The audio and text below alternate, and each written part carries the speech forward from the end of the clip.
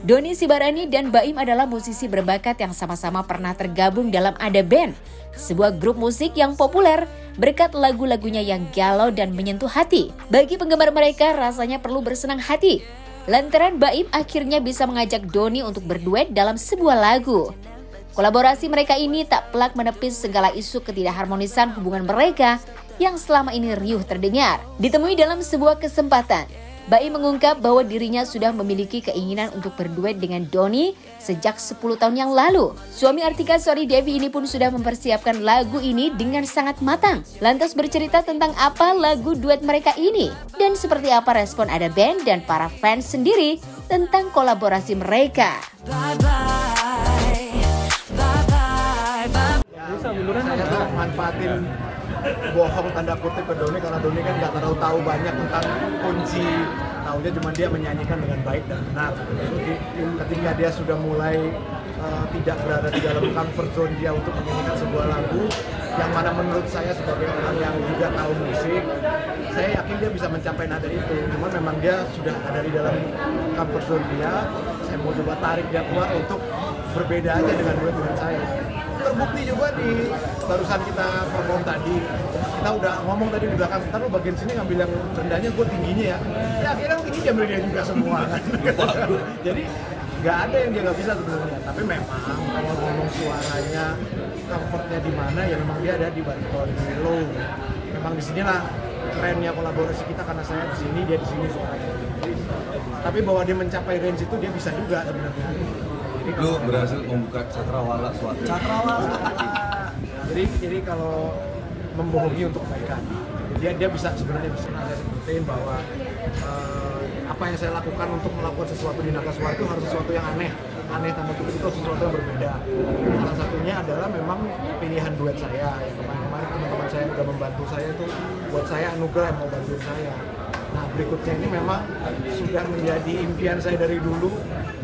Bahkan ngomong 10 tahun yang lalu mungkin saya suatu saat nanti saya harus kolaborasi dengan salah satu penyanyi yang menggantikan saya ini gitu, yang baru bisa terrealisasi sekarang gitu. Jadi kalau misalnya ini ya dibilang sebagai sesuatu yang impian terwujud ya termasuk satu itu bucket list saya. Tadi Bang Ali merasa di-prank nggak sih pas tanda kutip dibohongin sama Mas Baim soal nada tadi? Merasa iya sih sedikit, cuman dia bilang lu bisa gitu kan. Ya udah, untungnya waktu itu di studio cuma berdua doang gitu. Jadi kayak aman aja, malunya nggak terlalu, ternyata bisa juga. Makanya kadang mungkin ya kita harus ya gue jadi range gue makin lebar juga ternyata gitu. Memang tidak di tempat yang dia biasa lakukan, tapi bahwa dia bilang dia tidak bisa, tidak gitu. Ternyata dia bisa. Juga kehilangan itu memang sesuatu yang pasti kita nggak mau. Nah ini sebenarnya lagu ini memang ditujukan buat tujuannya memang buat orang yang sedang jatuh cinta, kehilangan, tapi jangan sampai kehilangan lagi.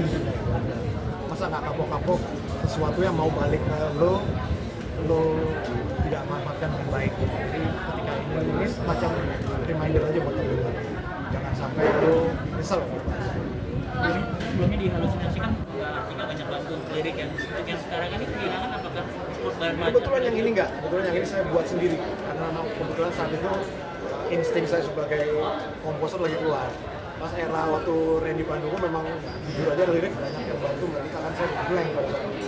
Dan sekarang nih kebetulan saya lagi balik mood lagi, kebayang juga yang juga saya bakal sama Doni, jadi saya buatnya benar-benar sampai di kebayangan saya pas bagian ini Doni, pas tidak bagian kedua liriknya ini Doni yang nyanyi pasti keren kan. Jadi udah melangkah buana sebelum saya.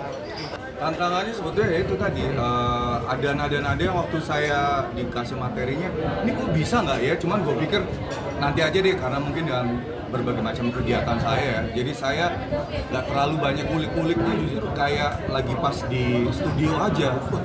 Udah deket-deket mau ke rumah Baim, saya ini gue bisa nggak ya ngambil nadanya ini, tapi nanti nggak, ini aja, saya pikir kan kalau nanti nggak pas bisa diturunin gitu ya. Ternyata waktu nyampe di rumah Baim, saya coba di studionya, kok bisa gitu, cuman emang masih belum yakin kan, perlu berkali-kali, saya kejar-kejar tetap bisa juga gitu. Tapi apakah kayak semacam yang nggak bisanya dan harus dipaksakan bisa itu gara-gara dari kampung nyanyi seperti apa? Kalau saya sih nggak vakum juga sih Mbak gitu, karena emang mungkin tidak terlalu di on air tapi saya banyak di off air gitu. Jadi pas ya ini ada kesempatan juga, kenapa nggak saya bikin challenge buat saya juga gitu. Karena kan mungkin saya juga baru pertama kali kan bawain lagunya karyanya Baim gitu kan, ternyata bisa. Intinya sih sebenarnya kalau ngomong kehilangan, nggak lama dari sini saya kehilangan orang tua saya. Jadi ketika membuat lirik tentang kehilangan itu aja udah jadi. Imajinasinya karena memang dalam. Dan memang lagu ini saya sengaja buat liriknya agak sedikit universal. Jadi ketika dia mau mengaplikasikan untuk siapapun masih bisa. Mas, ini kan di press release ada bahwa ini jawaban 20 tahun yang kalian dianggap tidak harmonis. Apa betul ini? Ya ini salah satu tujuan keberapanya lah, maksudnya bahwa banyak yang bilang kayak sebenarnya bukan ada band aja, band-band lain di luar negeri maupun di sini pun ketika band lama penyanyinya dengan yang barunya pun nggak akrab-akrab juga kayaknya gitu. Jadi ketika ini terjadi dan udah 20 tahun lebih, jadi kenapa harus ada itu gitu. Jadi semacam pembuktian juga bahwa kolaborasi ini membuat sesuatu yang bagus juga setelah dia menjadi X. Jadi kalau kita setelah X ini pun bisa berkarya yang oke juga, nggak masalah apa bandnya kemarin, karena band kemarin itu pun sampai 2023 saya lihat eksistensinya masih gila ya, dengan penyanyi yang baru juga kan gitu. Semua ini adalah kebahagiaan bersama gitu. Jadi kita semuanya tetap berkarya tanpa ada enak-enakan.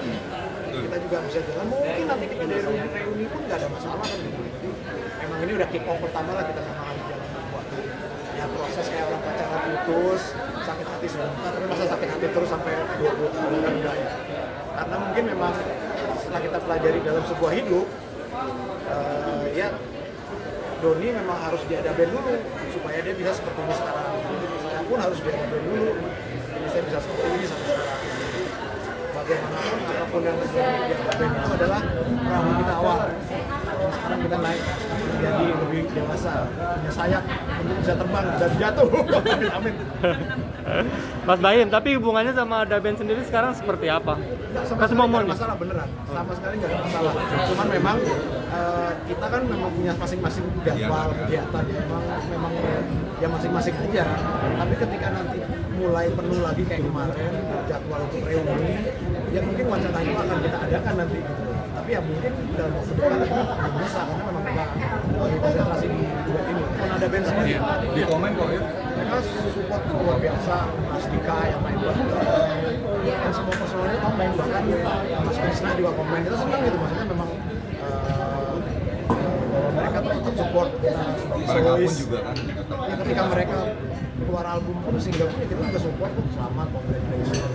Jadi memang sepanjang perjalanan ini sakit hati itu heals sendiri, jadi kita udah nggak inget lagi yang namanya kita pernah sebel karena masalah-masalah itu. Ya udah gitu, sekarang kita udah 23 tahun yang lalu dan kita sekarang juga menjadi seseorang yang baik, menjadi seorang yang kan gitu kebanyakan sih kita. Jadi mereka kebanyakan memang kaget karena nggak ada hujan, nggak ada petir, nggak ada apa-apa, tiba-tiba kita rilis duet. Bahkan kita tuh nggak pernah yang posting di bulan Oktober kemarin ya, kita berdua lagi di studio gitu, sama sekali nggak diem aja sampai kita udah mau buat video klip, udah selesai, udah mau rilis 3 hari 5 hari sebelum baru kita rilis. Bahkan semua orang yang tahu cuman fotografer kita, keluarga kita, nggak ada yang tahu kalau kita memang buat proyek ini, kita buat sangat rahasia ya. Memang sengaja tujuannya ini biar kaget aja. Bye bye.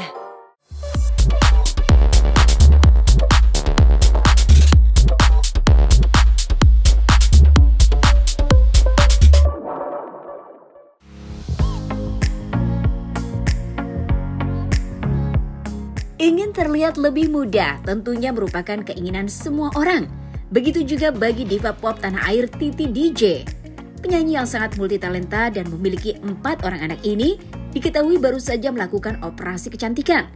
Titi DJ memilih Korea sebagai tempat untuk melakukan prosedur kecantikan tersebut. Perubahan wajah Titi DJ pun sungguh menakjubkan. Tak hanya terlihat jauh lebih muda, namun Titi DJ kini terlihat bak artis-artis Korea. Lantas bagaimana respon sang anak ketika melihat dirinya pasca operasi? Dan benarkah Titi DJ merogoh kocek hingga miliaran rupiah demi operasi plastik tersebut? Merasa perlu aja di umur 50 lebih ini kan, tahun ini saya 57 tahun. Jadi di umur sebelum 50 tahun tuh udah pengen punya keinginan gitu. Pada umur 50 tahun aku ingin melakukan anti-aging surgery, facelift, forehead lift, neck lift. Pertimbangannya apa? Pertimbangannya karena ingin terlihat lebih seger, terlihat lebih muda gitu kan. Karena saya tidak mungkin saya ingin terlihat muda gitu. Terus kalau nggak make upan kan pekerjaan saya kan mengharuskan saya bermake up. Beruntung bisa ditutupi oleh make up ya kan. Tapi kan saya orangnya yang tidak suka make up heavy atau make up tebal kalau sehari-hari, kalau nggak lagi kerja, kalau lagi nyanyi. Jadi ya pada saat tidak make upan itu terlihat tuh bahwa muka saya tuh terlihat capek, lelah gitu, karena ada kantong mata, ada kerutan yang timbul gitu. Jadi itu sih sesimpel itu. Berawal dari insecure atau tidak percaya diri gitu? Lebih kepada ingin happy. Mami respon anak-anak khususnya Stefan. Lucu. Nah, Stephanie bilang, wow, you're so different. Terus kalau si Salwa bilangnya tetap mama sih, cuma lebih kayak mama Korea kata gitu. Tapi sebelum pas operasi ada masukan nggak dari anak-anak atau gimana? No, mereka bilang pokoknya selama mama seneng di Koreanya hampir 3 minggu. 3 minggu sih, 3 minggu lebih sehari. dan Terus di waktu operasinya 6 jam gitu. Terus prosedurnya ada facelift, ada forehead lift, neck lift, kantong mata, sama fat graft. Fat graft itu sebenarnya kayak filler tapi mengambil dari lemak kita sendiri. Jadi lemak yang nggak kuat, yang dari tubuh itu diambil dari paha dalam. Jadi diisi ke, kan tadinya kan kemingku itu kan dekok-dekok gitu ya, nggak rata gitu, kayak jalanan yang belum dibenerin gitu kan. Terus kerutan banyak, jadi itu di fatnya ditransfer ke situ. tapi bagian mana muka sih yang paling favorit setelah di bedah? Semuanya, hampir semuanya seneng banget gitu, pokoknya puas dan tidak menyesal gitu, karena memang tujuannya adalah untuk diri sendiri. Saya tidak mengejar orang untuk suka, saya tidak berharap, tidak memaksa orang untuk ayo dong suka dong, enggak. Banyak opini yang saya tahu beredar di luar sana, cuma itu hak orang juga ya. Cuman yang penting saya happy. Kenapa di Korea, Mami? Sampingnya nggak, dan kira-kira menggocek berapa biayanya sih? Aduh, terus terang kalau soal biaya, saya memang tidak 100% endorse ya, tapi saya tetap ada bayar, tapi dikasih special price gitu. Dan apa namanya? Tapi kenapa saya seterbuka ini? Karena saya ingin share, kan? Saya juga ingin memberikan edukasi bahwa kalau ingin melakukan operasi atau perawatan atau apapun itu yang berhubungan dengan kecantikan gitu ya, jangan asal-asalan gitu, jangan karena diiming-imingin harga murah, jadi wah murah di sini ya, tapi resikonya sangat besar sekali, bisa malah jadi penyakit baru gitu loh. Tapi bener ratusan sampai miliaran? Nggak sampai M.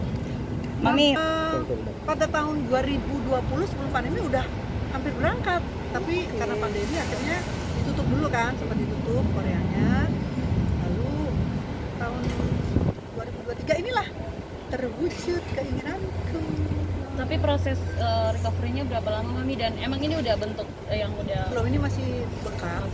Bengkak tuh 6 bulan tuh bener-bener yang kembali jaringan-jaringan otot dan kembali nempel lagi. Jadi ini masih bengkak.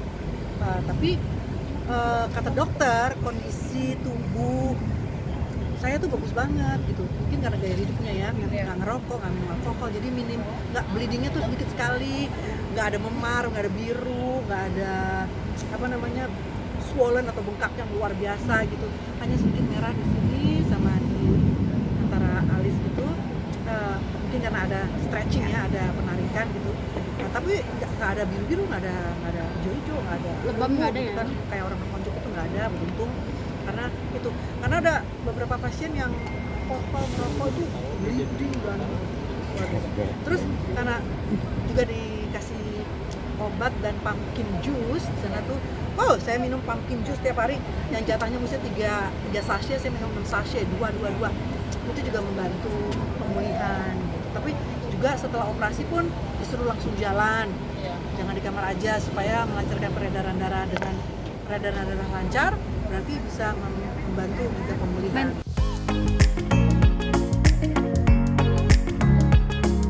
Dengan senang hati, Titi DJ membagikan ceritanya pasca operasi. Menurut dokter di Korea, Titi DJ memiliki tubuh yang sangat fit hingga tidak memiliki efek yang terlalu parah pasca melakukan operasi seperti orang pada umumnya. Lantas seperti apa gaya hidup sang diva hingga dirinya memiliki tubuh yang tetap fit di usia yang memasuki 57 tahun? Seperti apa tips yang Titi DJ berikan agar terlihat awet muda?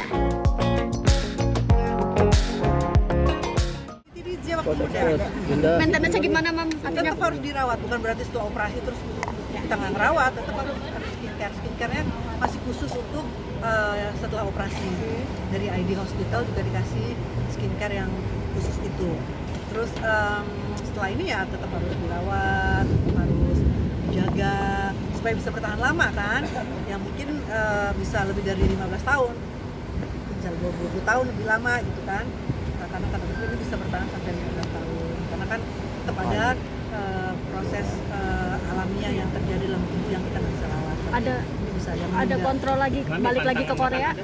Ada mungkin 6 bulan sampai 9 bulan lagi kontrol. Mami tips Nggak boleh pedas-pedas, nggak boleh terlalu asin, padahal suka pedas. Tapi untuk nggak terlalu suka asin, jadi ya. Mami tips mungkin awet muda gimana, Mami? Sangat puas, sangat happy, itu yang penting sih. Sekarang kan puas, kalau dulu memang tidak merasa puas dengan Lalu saya juga puas, bukan berarti saya tidak suka dengan saya yang dulu gitu. Jadi beautiful before and beautiful after. Udah harus dari diri sendiri ya. Kita harus merasa happy dulu untuk provide happiness. Kita harus bahagia dulu dengan diri sendiri, baru kita bisa menyebarkan kebahagiaan. Kalau kita penuh dengan rasa iri, dengki gitu, bagaimana kita bisa menyebarkan kebahagiaan buat orang lain kalau dipenuhi dengan iri, dengki gitu kan. Jadi yang penting itu juga dari gaya hidup tentunya ya kan, rajin makan makanan sehat, rajin berolahraga, istirahat, menjaga makanan kan? menolak tua. Apapun itu istilahnya, itu saya nggak bisa atur ya. Tapi yang pasti saya ingin supaya apa yang saya share ini itu bisa bermanfaat buat.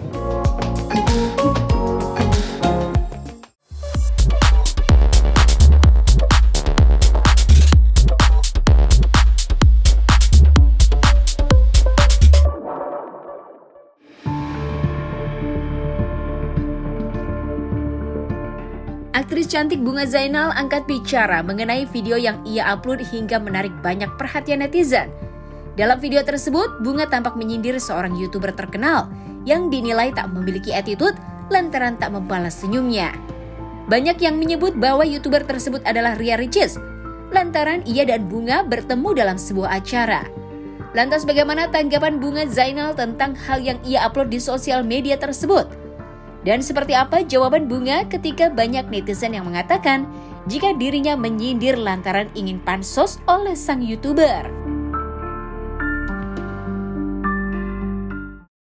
Sebenarnya no comment sih, nggak mau ditanggapi juga karena nggak ada yang perlu diklarifikasi, nggak ada yang perlu, maksudnya nggak ada yang harus dijelaskan gitu. Apa yang ada di video itu natural aja, apa yang aku rasain gitu kan, nggak ada salahnya. Ketika aku menyampaikan keluh kesah aku di sosial media, sama seperti layaknya netizen atau bahkan teman-teman artis lainnya sharing di sosial media. Karena memang aku tidak kenal secara personalnya, jadi makanya aku tersenyum. Kenapa banyak orang yang bilang kenapa nggak ditegur kalau emang lo kenal. Balik lagi di video aku bilang aku tidak kenal secara personal, tapi aku sudah beberapa kali ketemu sama orang ini. Terus bukan menyapa sih, tersenyum di beberapa kali acara. Dan memang menurut aku, balik lagi ya, menurut aku ya gitu, tidak dibalas dengan baik. Karena berita yang simpang siur memang aku tidak mau dibela juga aku nggak mau. Kayak maksudnya aku nggak gila-gila dipuji juga gitu, dibelain pembenaran. Orang bisa melihat sendiri ketika video itu ada, tapi kan bisa aja video itu diedit seolah-olah kesannya pihak sana yang sombong atau aku yang nggak negor kayak gitu-gitu. Tapi aku yang ada pada saat kejadian, aku juga bukan artis yang suka nyentil orang lain. Itu perlu dicatat, aku nggak pernah nyentil orang lain kalau memang itu nggak benar-benar terjadi. Dan aku bukan tipe orang yang artis yang mau lagi kasus viral terus aku tanggepin. Kalau ngikutin kayak gitu dulu banyak banget, misalnya siapa yang lagi viral, aku Kak tanggepin dong viral. Mungkin teman-teman wartawan juga banyak kan yang kayak ngejar-ngejar, Kak ayo dong tanggepin lagi viral. Aku kan nggak pernah mau gitu. Tapi artinya pada saat ini kenapa aku sampai share ke sosial media, yang menurut aku ya aku mau sharing aja karena aku kayak namanya orang ada kekecewaan, jadi kayak gila nih gue ketemu udah berapa kali. Gue tidak bilang lo harus tegur gue karena gue artis senior, itu kan kata netizen kan. Kata-kata senior itu tuh dari netizen. Aku nggak pernah ngebatasin diri aku, gue artis senior, lo artis baru, atau lo youtuber terkenal, gue artis lawas. Itu tuh nggak ada sama sekali. Jadi setiap orang memang aku senyumin aja. Gak harus minta maaf, dia pun gak harus minta maaf sama aku gitu, karena dia kan punya alasan sendiri. Aku gak tahu alasan dia apa ya, tapi makanya aku bertanya di video aku, apakah kamu punya masalah sama aku gitu kan. Makanya aku bertanya dengan cara bicara aku ya. Artinya kan aku bertanya apakah kamu ada masalah sama aku, karena sudah beberapa kali aku datang acara, di acara yang sama kebetulan kita satu brand ambassador di brand yang sama. Jadinya aku pikir ya kita kan harusnya tersenyum, nggak menyapa juga nggak apa-apa, at least tersenyum lah. Ya aku rasa beberapa kali acara dia nggak tanggepin dengan manis gitu. Dia nggak perlu ada minta maaf, dia nggak perlu minta maaf sama aku juga nggak perlu minta maaf. Jadi sebenarnya yang bikin rame itu adalah komentar netizen aja. Biarin aja sih orang yang nilai. Sebenarnya balik lagi, aku tuh nggak perlu pansos. Pertama, kenapa aku harus pansosnya sama dia? Why gitu? Aku nggak nyebut merek ya, tapi orang-orang kan banyak setuju sama si inisial ini. Kalaupun memang misalnya benar atau tidak benar orang yang aku maksud ini, untuk apa aku pansos sama dia gitu? Alasannya apa? Yang aku dengar dari teman-teman aku, karena si inisial ini sedang lagi lagi viral karena parenting anaknya. Ya pokoknya karena konten dia. Terus ngapain aku harus pansos sama yang negatif konten gitu loh, maksudnya ngapain gitu loh. Gue nggak ada kepentingannya gitu. Terus kedua, kenapa harus sekarang kalau mau pansos? Why gitu loh. Kan aku memang udah lama juga nggak muncul, tapi kenapa harus sekarang? Bingung juga gitu. Nggak ada alasan. Nggak, menurut aku sih ya biasa lah, kalau fans fanatik kan kadang-kadang nggak apa-apa juga. Menurut aku apalagi di dunia entertain ya, maksudnya kita kan public figure, which is kita tuh kayak sebagai orang yang dicontoh gitu. Ya mungkin beberapa orang bilang kayak ya maksudnya komen-komen ya lu sendiri juga orang emang lo nice gitu kan. Aku nggak perlu pembuktian aku nice sih sebenarnya, kayak orang yang kenal aku, ketemu aku bisa nilai sendiri. Jadi ya buat aku penting aja ya itu, mau sama senior, junior, lebih tua, lebih kecil ya, kalau memang